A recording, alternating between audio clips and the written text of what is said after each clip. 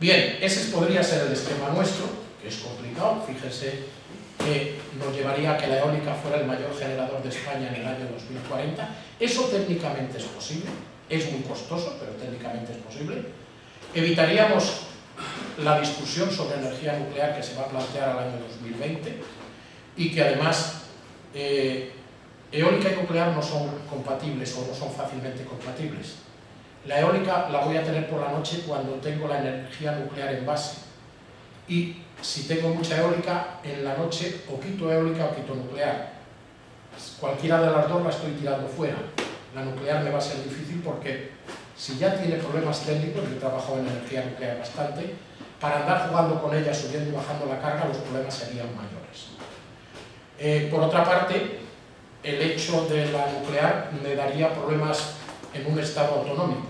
Los grandes consumidores de electricidad en este país son Cataluña, que sí tiene energía nuclear, Madrid, que no tiene energía, y País Vasco, Euskadi, que no tiene energía nuclear, y su Parlamento ha aprobado que no va a haber energía nuclear allí.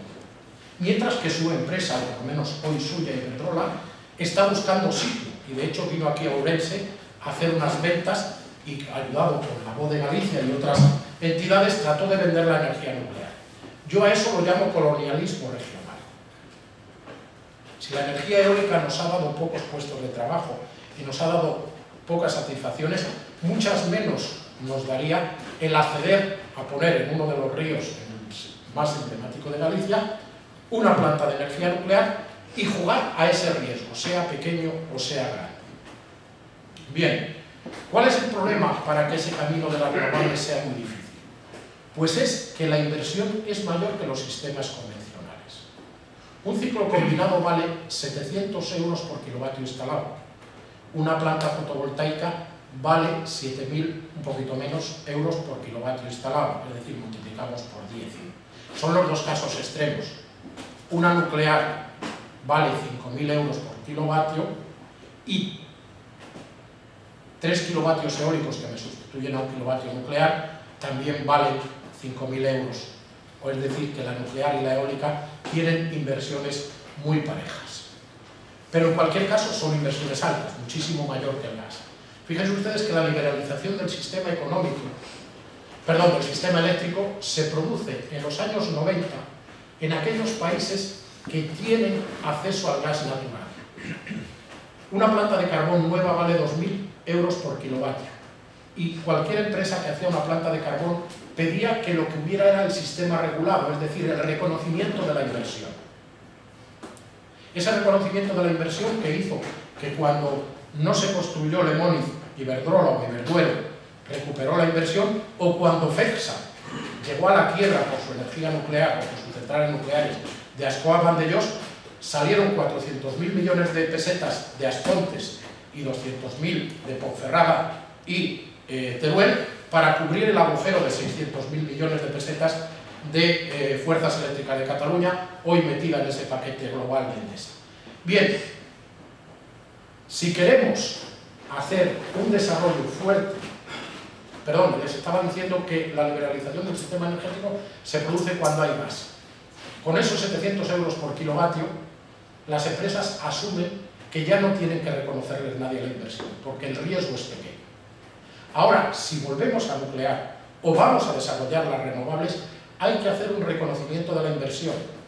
En renovables se está haciendo a través de las primas, que es una forma muy atípica y rara de hacerlo, y en nuclear a través, en el caso español, de gastos hechos ya y de la devolución de la inversión realizada con esos costes hundidos que ustedes habrán visto en la prensa varias veces. El problema de la inversión es que a nivel mundial el sistema eléctrico supone el 2% del PIB mundial. Si pasáramos, y en España el 1%, pues somos un país rico y nuestro PIB en proporción a nuestra situación energética es favorable. Bien, si nosotros pasamos a que el sistema lo diseñemos con energías renovables o con energía nuclear, ese 2% hay que multiplicarlo por 2, por 3 o por 4, dependiendo cómo hagamos las cosas. Y eso significa recoger mucho dinero. Ahí tienen ustedes los datos de inversiones que hacen que por qué no se desarrolla y por qué solo se hace cuando hay primas. Evidentemente, ese salto de estar en la situación actual de pocas renovables a llegar a una participación de más renovables en el futuro, nos obligaría a que las inversiones subieran por este camino y que solo podemos abatir hacia una curva de más fácil asunción por el sistema económico con mucho I+D. Es el otro gran problema. Y fíjense que el sistema eléctrico del mundo, el sistema energético del mundo, en el año 1990 gastaba 20.000 millones de dólares en I+D. Cuando se ha introducido la liberalización, ha reducido a la mitad su inversión en I+D. En el sistema eléctrico español se gastaban 12.000 millones de pesetas en I+D. Cuando se introdujo la liberalización hemos bajado a 2.000 millones. Yo estaba en una empresa en la que firmé un presupuesto de 1.500 millones de I+D en pesetas en el año 1996 y cuando me marché en el 2001 solo eran 267.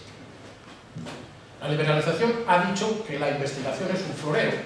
Ya lo sabíamos, pero lo ha puesto en el sitio destacado para que fuéramos conscientes de que efectivamente lo era. Bien, aparte de ese tema, luego hay una serie de conflictos internos entre lo que son las estructuras de las propias empresas, su cultura. En la cultura petróleo y gas va junta, fue la que llevó el tema de la liberalización al sistema eléctrico y son los que hoy gobiernan. Esos que hoy gobiernan ni tienen interés por la nuclear, ni tienen interés por las renovables en la medida de lo que suponen cada una de ellas. En nuestro caso, como les decía, ha sido a través de primas, pero las primas tienen un límite. Fíjense ustedes cómo ha crecido del año 2006 al 2009. Se ha multiplicado por más de 3. En nuestro caso, con la salida fuerte de la energía fotovoltaica, que ha sido la que ha tirado de esa demanda de primas, sin ser la que ha aportado la mayor cantidad de energía final a la red. Por lo cual hay que planificar, hay que hacer números, hay que estructurar, y no estamos para dejar que la mano libre o ligera, o como queramos llamarla, del mercado sea la que resuelve las cosas. Esas primas, que en un análisis como el que les pongo ahí, nos muestran que dan, en el caso de la eólica, un beneficio muy sabroso y que hacen que nos ocurran estas cosas curiosas. Una eólica en 20 años de vida retorna al promotor más del 50% de sus ingresos, al banco que ha hecho los préstamos un tercio, y a los entornos locales, sean de operación y mantenimiento o sean pagos por razones locales, una partida muy pequeña. Con lo cual, también hay que apostar porque las renovables tengan un patrón propio, una propiedad, una promoción propia de las comunidades que las están desarrollando. Y bueno, pues ahí les dejo algunos datos, etc.